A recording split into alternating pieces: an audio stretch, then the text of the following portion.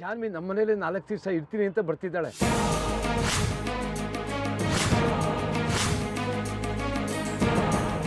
ನಮ್ಮ ಮನೇಲಿ ಇರಕ್ಕ ಆ ಹೆಂಗ್ಸ್ ಬೇರೆ ಇದ್ದಾಳಲ್ಲಪ್ಪ, ಅಕ್ಕಂಗೆ ಗೊತ್ತಾದ್ರೆ? ಅದೇ ನನಗೂ ಭಯ ಕಣೋ. ಆದರೆ ದೇವ್ರ ದಯ, ಮಗುನ ಹುಡುಕ ಬರ್ತೀನಿ ಅಂತ ದಾರಿ ಮಧ್ಯದಲ್ಲಿ ಹೇಳ್ಕೊಂಡ್ಲು ಕಣೋ. ನೀನು ಅವಳ ಹತ್ರ ಏನು ಹೇಳಕ್ ಹೋಗ್ಬೇಡ. ಆ ಹೆಂಗ್ಸಿನ ವಿಚಾರ ಏನಾದರೂ ಮ್ಯಾನೇಜ್ ಮಾಡಬೇಕು. ರವಿ, ಈಗ ಫೋನಲ್ಲಿ ಮಾತಾಡೋದು ಇಂಪಾರ್ಟೆಂಟಾ? ಯಾರು ಕಾಲ್ ಅದು? ಕಟ್ ಮಾಡು. ನಾನು ಆಮೇಲೆ ಮಾಡ್ತೀನಿ. ಸರಿಯಪ್ಪ. ನೀನು ಫೋನ್ ಮಾಡಿದಾಗ ಅರ್ಜೆಂಟಲ್ಲಿ ಆಫೀಸ್ ಟೇಬಲ್ ಮೇಲೆ ಫೈಲ್ ಬಿಟ್ಬಿಟ್ಟು ಬಂದ್ಬಿಟ್ಟಿದ್ದೆ, ಅದು ಬೇಕಂತೆ. ನಾನು ಹೋಗಿ ಕೊಟ್ಬಿಟ್ಟು ಬಂದ್ಬಿಡ್ತೀನಿ. ನನ್ನ ಮಗು ಹುಡ್ಕೋಕ್ಕಿಂತ ನಿನಗೆ ಫೈಲ್ ಇಂಪಾರ್ಟೆಂಟ್ ಆಯ್ತಾ? ಯಾವ ಫೈಲ್ ಅದು ಹೇಳು, ನಾನು ಶ್ರೀಗೆ ಫೋನ್ ಮಾಡಿ ಹೇಳ್ತೀನಿ. ಬೇಡ ಬೇಡ, ನಾನು ಸುಧಾ ಅವ್ರಿಗೆ ಫೋನ್ ಮಾಡ್ತೀನಿ. ಒಂದು ನಿಮಿಷ.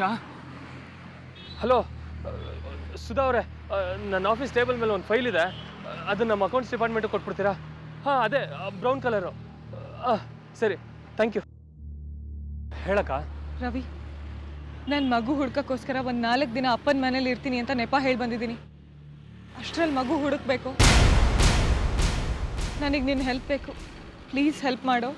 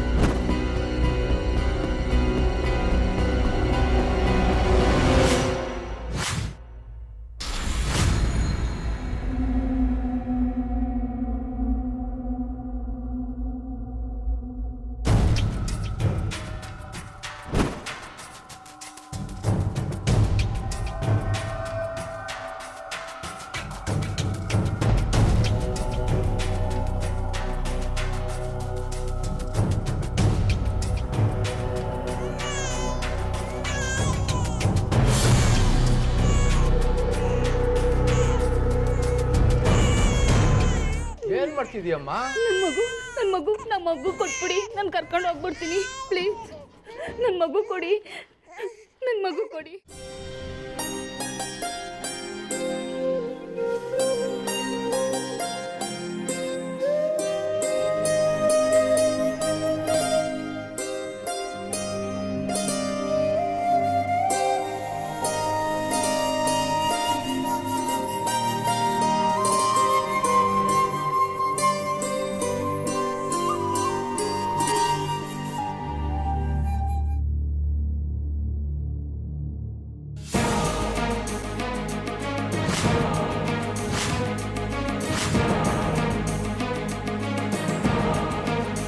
ಏಯ್, ತಪ್ಪಿಸ್ಕೊಂಡು ಹೋಗ್ತಾ ಇದೆಯಾ?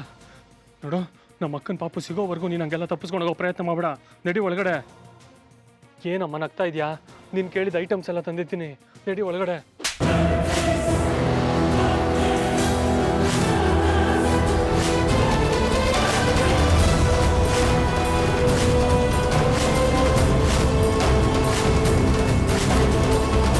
ಅಕ್ಕ, ನೀನು ಇವ್ರು ಯಾಕೋ ಇಲ್ಲಿದ್ದಾರೆ? ಮಗು ನೋಡ್ಕೊಂಡು ಹೋಗಿ ಬಂದಿದ್ದಾರಕ್ಕ. ನೋಡ್ಕೊಂಡು ಹೊರಟ್ಬಿಡ್ತಾರೆ ಅಲ್ವಾ? ಎಷ್ಟೋ ಸುಳ್ಳು ಹೇಳ್ತೀಯಾ? ಸುಳ್ಳ? ನಾನೇನು ಸುಳ್ಳು ಹೇಳ್ದೆ? ರವಿ, ಜಾನ್ವಿಗೆಲ್ಲ ವಿಷಯ ಗೊತ್ತಾಗಿದೆ.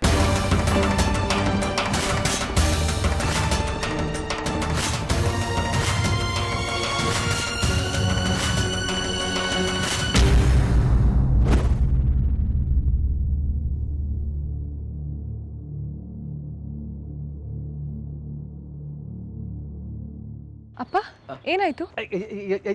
ಏನೂ ಇಲ್ಲ.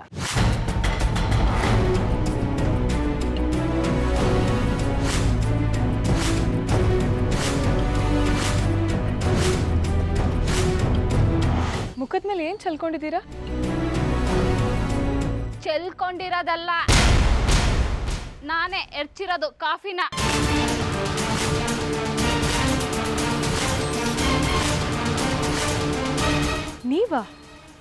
ನೀವೇನಿಲ್ಲಿ? ನೀವು ಇನ್ನೊಂದು ಮಗುನ ನೋಡೋಕ್ಕೆ ನಿಮ್ಮ ಹಳ್ಳಿಗೆ ಹೋಗಿದ್ದೀರಾ ಅಂತ ರವಿ ಹೇಳ್ದ. ಯಾವಾಗ ಬಂದ್ರಿ? ಅಲ್ಲ, ನೀವ್ಯಾಕೆ ನಮ್ಮ ಅಪ್ಪನ ಮುಖಕ್ಕೆ ಕಾಫಿ ಚೆಲ್ಲಿದ್ರಿ? ಇವ್ರು ಮಾಡಿರೋ ಕೆಲಸಕ್ಕೆ ಅದು ಕಡಿಮೆನೆ. ನೋಡಿ, ನಿಮ್ಮ ಮಗುನ ನಾವು ಬಲವಂತವಾಗಿ ತಗೊಂಡಿದ್ದೀವಿ ನಿಜ, ಹಾಗಂತ ಹೀಗೆಲ್ಲ ಮಾಡಬೇಡಿ. ಸ್ವಲ್ಪ ದಿನ ಕಾಯಿರಿ. ನನ್ನ ಮಗು ಸಿಕ್ಕಿದ ತಕ್ಷಣ ನಿಮಗೆ ನಿಮ್ಮ ಮಗು ವಾಪಸ್ ಕೊಟ್ಬಿಡ್ತೀನಿ. ನಮ್ಮ ತಂದೆ ತುಂಬ ಪಾಪದವರು, ಅವ್ರಿಗೆ ಹೀಗೆಲ್ಲ ಮಾಡೋದು ಸರಿಯಲ್ಲ. ಇವರು ಪಾಪ್ತವ್ರ ಮಗುನ್ ಕೊಡ್ತೀನಿ ಅಂತ ಹೇಳಿ ನನ್ ಕರ್ಕೊಬಂದು ರೂಮಲ್ಲಿ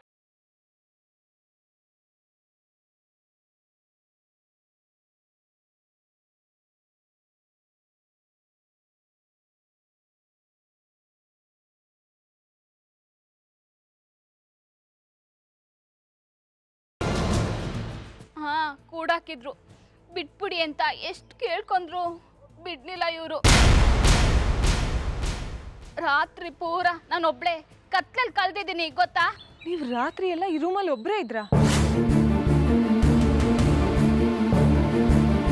ಅಪ್ಪ ಯಾಕೆ ಹೀಗೆ ಮಾಡಿದ್ರಿ?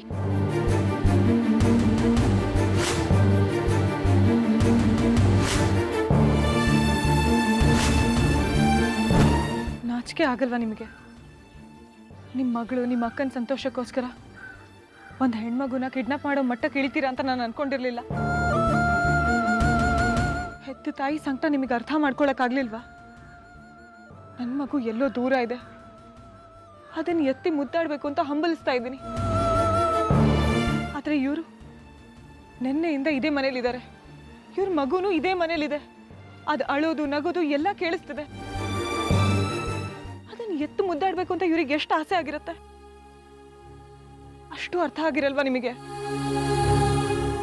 ನನ್ನ ಕಾರಣಕ್ಕೋಸ್ಕರ ಇವ್ರು ಕಿಡ್ನಾಪ್ ಮಾಡೋ ಮಟ್ಟಕ್ಕೆ ಇಳಿತಾರೆ ಅಂತ ಅನ್ಕೊಂಡಿರ್ಲಿಲ್ಲ. ಈ ಕೆಲಸ ಇವರೇ ಮಾಡಿದ್ರು, ಅದಕ್ಕೆ ಪರೋಕ್ಷವಾಗಿ ಕಾರಣ ನಾನೇ ಹೊಣೆ. ದಯವಿಟ್ಟು ನನ್ನನ್ನು ಕ್ಷಮಿಸ್ಬಿಡಿ.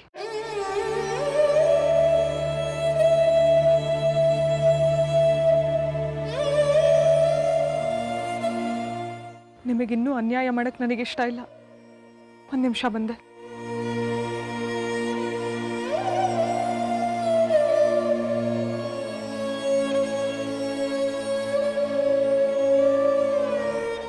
ನೀವಾಗಲೇ ನಮ್ಮಿಂದ ತುಂಬ ನೊಂದಿದ್ದೀರ.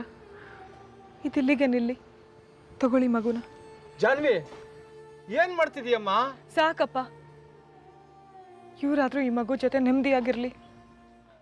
ನೀವು ಹೊರಡಿ.